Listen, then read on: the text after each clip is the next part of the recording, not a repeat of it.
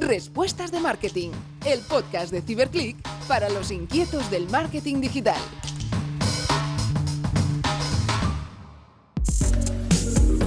Hola a todos y bienvenidos una semana más a Respuestas de Marketing. Cada 15 días conocemos qué se cuece en los equipos de marketing de las empresas más punteras de nuestro país, de la mano de su director o directora de marketing. Pero hoy cambiaremos el formato.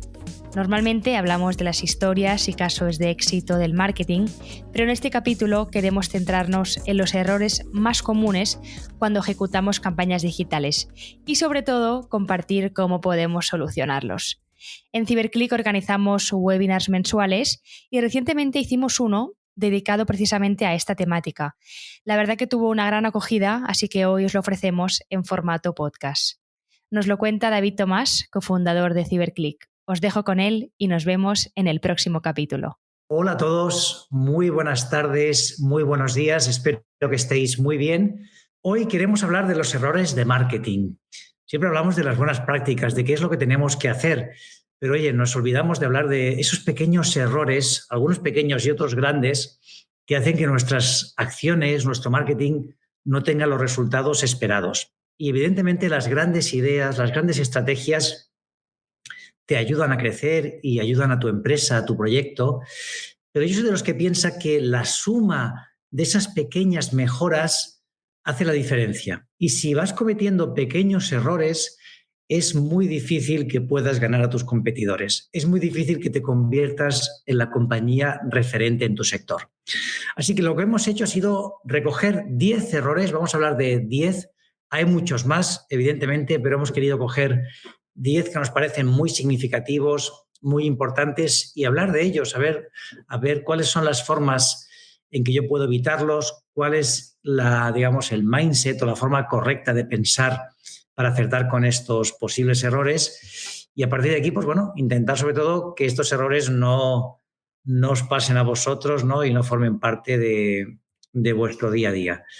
Así que vamos a arrancar con los primeros errores. Mirad, el primero que hemos seleccionado ha sido no aprovechar el contenido. Sabéis que nosotros apostamos siempre por la creación de contenido como una forma estratégica de posicionar a una marca y sobre todo como una forma de colaborar con tus posibles clientes, de aportarles valor. Y claro, generar contenidos no es nada fácil, es decir, es un trabajo en sí mismo, requiere un esfuerzo en horas, en tiempo, en creatividad, en producción. Y claro, ese esfuerzo, si no somos capaces de aprovecharlo y de utilizarlo, se multiplica. Tenemos que hacer muchas más cosas si no hemos sido capaces de aprovechar el contenido. Entonces, ¿cuál es la forma correcta de acercarnos y no cometer este error?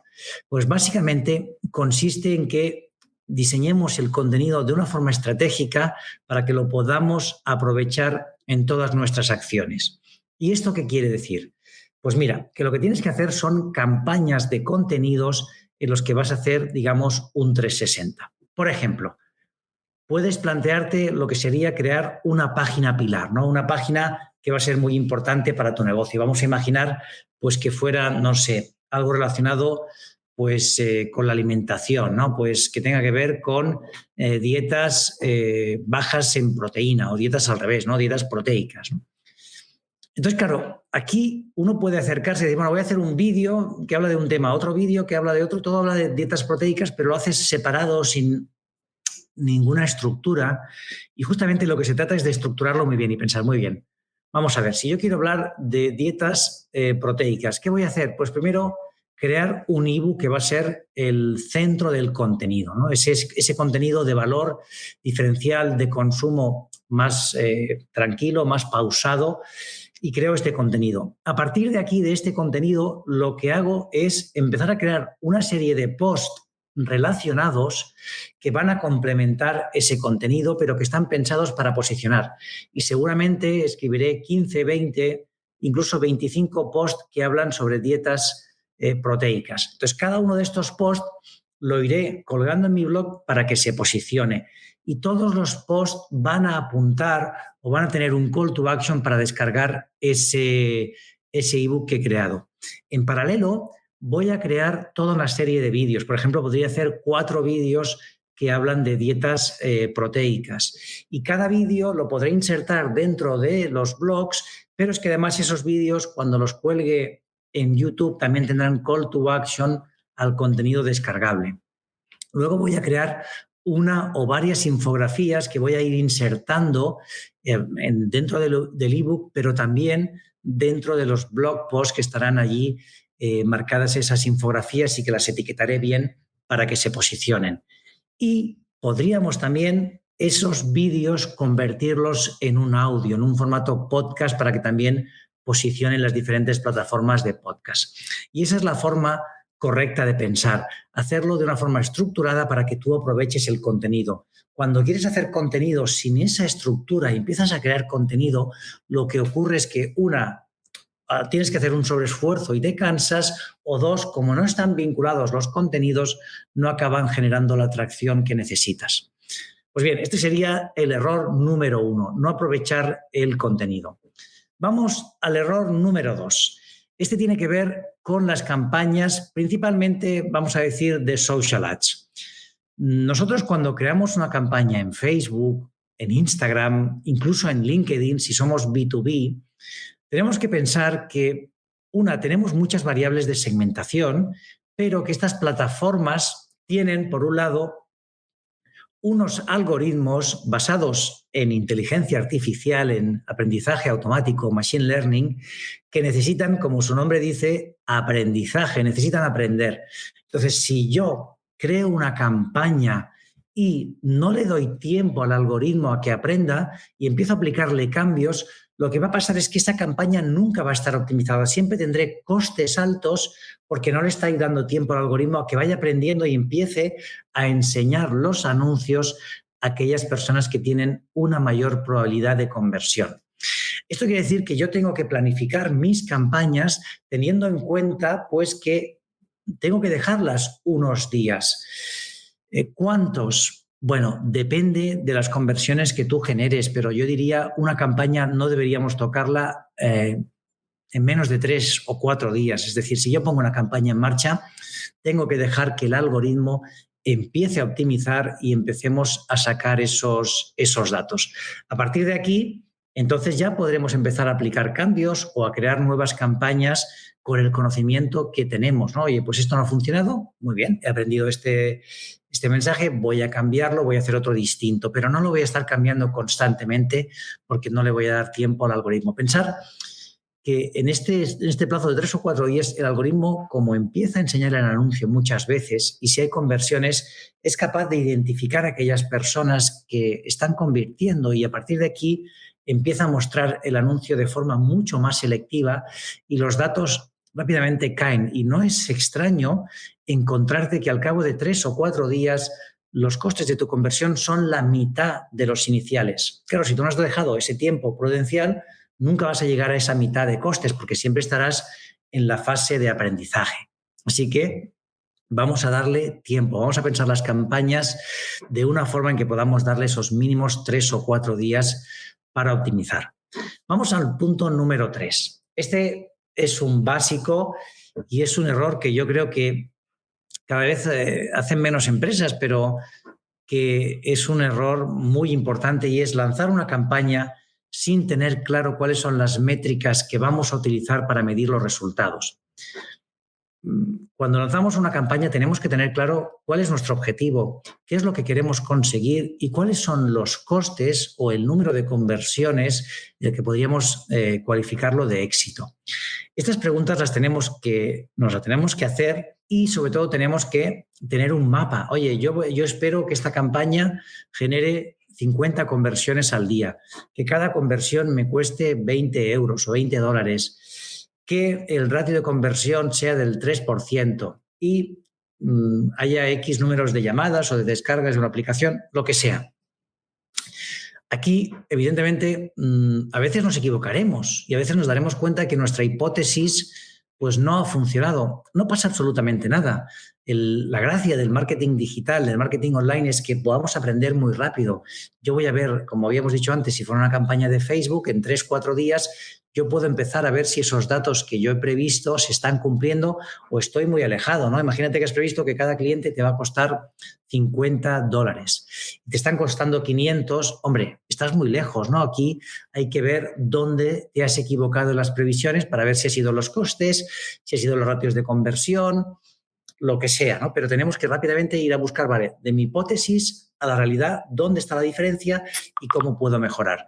También os tengo que decir que nos pasa a veces al revés, que uno hace una hipótesis y dice, oye, yo espero que un cliente me cueste 50 euros y luego te está costando 25. Fantástico, pues donde has hecho un cálculo que no era correcto, donde has sido demasiado, conservador con las previsiones.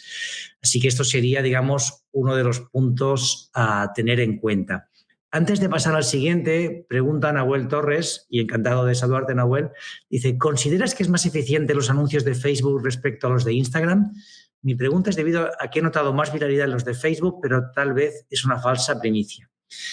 Bueno, Nahuel, no importa mi consideración, ¿de acuerdo? Esto no es lo importante, porque lo importante es lo que experimentes y lo que obtengas. Entonces, hablando del algoritmo que decía antes que deja optimizar, nosotros la recomendación que damos es que trabajes con las dos plataformas en paralelo, es decir, que escojas las dos ubicaciones, tanto anuncios para Facebook como para Instagram. Y a partir de aquí, el propio algoritmo va a ser el que te va a dar los resultados y los datos y vas a ver. Entonces, nosotros te puedo decir, tenemos casos en los que Facebook ha sido claramente mejor y tenemos casos en los que Instagram ha sido claramente mejor. No hay una respuesta genérica. Depende de cada producto, depende de la audiencia, depende de la competencia que esté activa. Yo lo que sí te puedo decir es que ahora, en principio, lo que nos dicen los datos es que hay más empresas apostando por Instagram que por Facebook, con lo cual, por costes, normalmente Facebook podría llegar a ser un poco más económico, ¿no? Si tenemos una puja más baja. Pero esto es algo, digamos, que tendremos obviamente que testear y que probar. Nos pregunta Patricia, David, para ti una de las claves es sincronizar todo el contenido. Sí, es una clave, a ver, hay muchas, Patricia, pero es una clave muy importante porque si yo no tengo el contenido estratégicamente sincronizado, vinculado entre él, pensado para que un contenido me genere una visita a un vídeo, para que un vídeo me genere un lead, entonces pierdo efectividad. Yo me encuentro a veces con empresas que han apostado muy fuerte por el marketing de contenidos y les funciona bien en cuanto a número de visitas, es decir, que consiguen posicionar y traer visitas, pero no les funciona en conversión. ¿Y por qué no les funciona? Porque son contenidos inconexos, sin un claro camino hacia la conversión. Entonces yo te diría que sí, que esta parte de sincronizar los contenidos para que los llevemos a la conversión va a ser un punto muy importante que tenemos que trabajar. Hay muchos más, o sea, como hacer una buena estrategia de qué contenidos voy a desarrollar, para qué buyer persona, para qué palabras clave. Esto lo tenemos que trabajar. ¿Qué más? Luego, el punto número 4, el error número 4 es el siguiente, es contar con demasiados objetivos para una sola acción. Una de las claves es que sepamos priorizar, es que sepamos marcar, oye, qué es lo que queremos y cómo lo vamos a conseguir. Y me explico. Nosotros, cuando una persona empieza un proceso de conversión, se vincula con nosotros y va a generar esa conversión, lo que nos vamos a encontrar es que, digamos, está en ese proceso, está haciendo estos pasos. Si nosotros ponemos demasiadas objetivos, demasiadas acciones que queremos hacer al usuario, le acabamos perdiendo porque no tiene claro lo que tiene que hacer. Oye, me aparecen 2 botones con 2 ofertas, le has perdido. La mayoría de gente va a abandonar. En cambio, si yo creo un camino de conversión único, oye, mi objetivo es conseguir leads, o mi objetivo es conseguir compradores de este producto, o mi objetivo es personas que vean este vídeo de YouTube o que llamen a este número de teléfono, cuanto más claro y más conciso sea el objetivo, mucho mejor, porque podré montar todo el proceso de conversión más estructurado, más organizado y, sobre todo, más limpio, más nítido para el usuario, sin distracciones y dándole entonces la facilidad de convertir. Bien, pasamos al punto número 5, al error número 5 que podemos cometer, y es lanzar una landing page sin realizar un A/B testing. Este para mí sería uno de los errores importantes, ¿no?, que podemos cometer. A veces, bueno, pues porque estoy empezando, salgo con una sola landing page y no pasa nada, estaría bien, pero tienes que tener preparado o previsto tener una versión B, una segunda versión de la landing para poder mejorar los resultados. Entonces, la recomendación es que siempre salgamos con 2 versiones distintas de esa landing page, que tengamos, digamos, pues 2 versiones para compararlas. Puede ser, oye, cambiando el lugar del formulario, cambiando los colores, cambiando el texto, cambiando alguna de las imágenes. En definitiva, lo que quiero es hacer una prueba que me permita ver si hay diferencias. Y veremos casos en los que tenemos diferencias muy importantes, a veces de incluso el 50%. Estamos hablando del mismo producto, a la misma audiencia, el mismo día. Es decir, que no sería lógico que haya una diferencia tan grande, pero las personas somos así. A veces reaccionamos ante unos mensajes mucho más que ante otros. Y es necesario realizar estos A/B tests. Este sí que sería casi algo, es un imperativo, vamos, tendríamos que asegurarnos que siempre estamos lanzando algún tipo de A/B test. Nosotros, fijaros, CiberClick llevamos ya más de 20 años en el mercado y es un mercado que sabéis que está constantemente cambiando, que hay novedades, que lo que hacíamos hace un año en marketing digital no sirve hoy, hay que hacer cosas distintas. Y si estamos donde estamos es porque no hemos parado de dejar de hacer A/B testing, de probar, de comparar, y eso nos permite siempre ir encontrando oportunidades de mejora. Pasamos al siguiente punto, el error número 6, que tiene que ver con el que hablábamos antes de los contenidos. Dice así, dices, escribir un artículo de blog sin haber hecho o sin hacer un keyword research. Claro, volvemos a lo mismo, ¿no? O sea, yo cuando tengo que generar contenidos, hombre, es un trabajo denso, es un trabajo intenso donde pues tengo que pensar qué contenido voy a crear, cómo voy a aportar valor. Y claro, si lo hago por mi intuición, pues oye, probablemente tenga éxito y algunos de los contenidos van a funcionar muy bien, pero no tengo datos en los que basarme. Estoy haciendo un contenido en función de unas variables pues que, bueno, son un poco, oye, en este caso, pues esto, ¿no? Muy subjetivas, lo que a mí me parece, pero es que yo a lo mejor no soy la persona adecuada para saber lo que le preocupa a mi cliente. Entonces aquí lo que tengo que hacer son 2 cosas. La primera es hacer un keyword research. La primera es meterme pues, en la Keyword Tool de Google, en SEMrush o en cualquier otra plataforma y ponerme a buscar qué palabras son relevantes para ese buyer persona, qué volumen de búsquedas hay, qué nivel de competencia, hacerme una idea de cómo están esas palabras clave.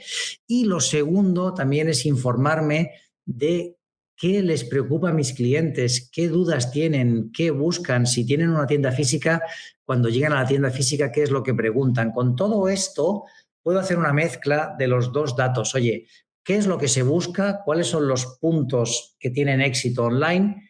¿Qué es lo que ocurre offline, ¿no? ¿Qué preguntas nos hacen a mi equipo de ventas o a mis comerciales? Y la mezcla, la intersección de estos 2 conjuntos de datos me dan aquellos contenidos que tienen mayor probabilidad de posicionarse y mayor probabilidad de generar más tráfico. Con lo cual, si yo genero este tipo de acción, mis resultados van a ir creciendo de forma muy significativa. Pasamos al punto número 7 y tiene que ver con el SEO. Y es que no nos tenemos que olvidar del SEO técnico.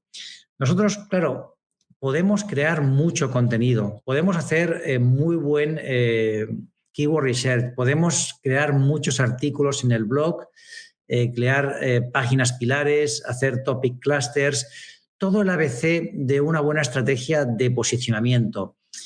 Pero claro, si detrás de esto no tengo un buen desarrollo de front-end, no he optimizado mucho el CSS de mi página, el tiempo de carga es lento, no tengo un sitemap ubicado, no tengo creado el archivo robot.txt, tengo errores 404 y no están bien solucionados.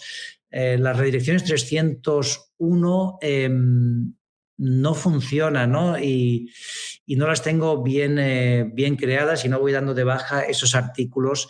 Pues todo esto al final va a hacer que mi estrategia no funcione. Por muy buen contenido que esté creando, nunca va a llegar a largo plazo, porque sí, puede tener una pequeña o a veces una muy grande tracción viral porque la gente le gusta y lo comparte, pero eso no posiciona, ¿no? Entonces es como, bueno, es un fuego, tienes unas visitas, serán 100 o serán 10.000, pero aquello se apaga.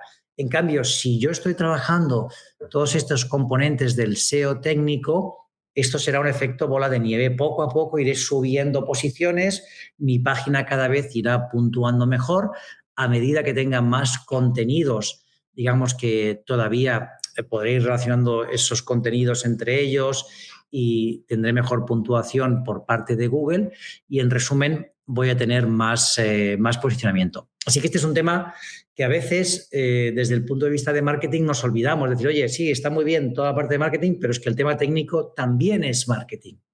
Y esto lo vamos a ver, ¿no? Que necesitaremos ese soporte técnico para que todo funcione bien, ¿no? Y aquellas empresas que tienen éxito son las que están cuidando estos pequeños detalles que al final te cambian el día a día, ¿no? O sea, aquí pues ponerte en Google PageSpeed Insights, ver cómo está tu página, qué errores tiene, cómo la puedes mejorar, es vital y es algo que vas a tener que hacer constantemente para asegurarte que tienes buenos resultados. Pasamos al punto número 8 y vamos ya terminando con estos errores básicos, ¿eh? Es el envío masivo a toda mi base de datos, ¿de acuerdo? Si yo no segmento la base de datos, pues, oye, ¿puedo tener resultados? Sí, y puedo tener mucho éxito, pero a largo plazo difícilmente voy a funcionar. Necesitamos desde un principio empezar a segmentar nuestra base de datos. ¿Cómo lo podemos hacer? Pues muy sencillo, con los datos que nos ha declarado el usuario. Oye, pues soy una persona que vive en París, de 25 años, estudiante de no sé qué, lo que sea. Los datos que nos ha declarado, pero también los datos que hemos recogido de su comportamiento o de sus compras. ¿Qué productos me has comprado? ¿Con qué frecuencia? ¿Qué ticket medio? ¿Cuántas veces me visitas? ¿Qué contenidos o productos estás revisando? Todo esto tenemos que usarlo para nuestra segmentación y será una segmentación manual, ¿de acuerdo? Donde cogeremos la base de datos y vamos a romper en distintos clústeres para mandar diferente contenido. Podemos tener una plantilla, pero el contenido que sea dinámico en función de a quién se lo estamos mandando. Y por otro lado estaría toda la parte de automatización. O sea, al final, en este tipo de comunicaciones, la automatización está marcando la diferencia. Si yo no monto esas automatizaciones para que tenga una comunicación totalmente personalizada, estoy perdiendo una oportunidad de oro. Pensar que probablemente en un año, en 2 años, prácticamente cualquier empresa sabrá crear estas automatizaciones, sabrá segmentar en función de comportamiento, con lo cual perderemos una ventaja competitiva. Si lo activamos ahora, si somos los primeros en hacerlo, de nuestro sector, pues evidentemente la experiencia de los usuarios va a ser mucho mejor con nosotros y vamos a tener mayor retorno de conversión. El punto número 9 es no entender el Customer Journey y cuándo contactar con el cliente. Tenemos que conocer el ciclo de compra de un usuario, entender todas las fases que va a seguir ese usuario en su ciclo de compra y saber cuáles son los mensajes que tenemos que dar en cada momento, cuál es la información que necesita o que le podemos aportar para acompañarle en ese proceso de compra. Y esto a veces nos olvidamos, ¿no? Porque además no es fácil de hacer, no es sencillo y es un esfuerzo importante, pero claro, cuando una persona empieza un proceso de compra, si nosotros somos capaces de identificarlo y le vamos aportando la información que necesita en cada uno de esos pasos, pues lo que vamos a tener, lógicamente, va a ser unos resultados, digamos, mucho mejores, porque ese usuario va a tener la sensación de que le conocemos, de que somos capaces de entender sus problemas, sus necesidades y, sobre todo, aportarle valor en ese momento. Entonces, esta parte es fundamental, ¿no? Que hagamos ese estudio y sepamos cuál es el Buyer Journey o el Customer Journey. Y termino ya con el último de los errores, y este es un error muy importante y es un error muy difícil de solventar, y es no tener en cuenta o no ser una empresa customer-centric. Las empresas, las nuevas, lo tienen más fácil porque empiezan de cero y casi pueden poner al cliente en el medio, pero las empresas que tenéis un histórico, que habéis hecho las cosas de la misma forma durante muchos años, claro, has empezado en un entorno en que el cliente no era el centro de lo que pasaba, era el producto. Antes el centro era, oye, ¿cómo soy capaz de producir más rápido, mejor, de forma más eficiente? Y muchas empresas estaban organizadas no para tener una experiencia de cliente increíble, sino para producir el mejor producto, pero de la forma más eficiente. Claro, cuando una empresa está estructurada de esta forma y tiene un organigrama muy grande, muchas personas, cambiar esta inercia es muy difícil. Lo que pasa es que a día de hoy solo tendrán éxito las empresas que pongan el cliente en el centro. Tenemos decenas, por no hablar de miles de opciones, miles de oportunidades. Vamos a quedarnos con aquellas empresas que nos den el mejor servicio, que nos hagan sentir mejor, que nos ayuden en todo nuestro proceso y que no solo hablen de sus productos, sino que también tengan en cuenta nuestras necesidades. Entonces, tenemos que hacer este cambio de, vale, voy a convertirme en un customer centric. Y aquí es muy importante entender que tenemos que borrar las limitaciones. Oye, si mi sistema está montado de una forma, pero no es cómoda para el usuario, pues tengo que cambiar el sistema. Tengo que darle la vuelta y utilizar otro sistema. Imagínate, pues un formulario que para darse de alta le tienes que pedir un dato que es muy complejo, pues cambia el sistema. O sea, haz todo sencillo para que el usuario se adapte. Hay un concepto muy importante que es la no fricción, es decir, que el proceso sea totalmente natural, de forma que la persona prácticamente no se entere de que ha habido un proceso de alta, un proceso de compra y todo sea muy sencillo.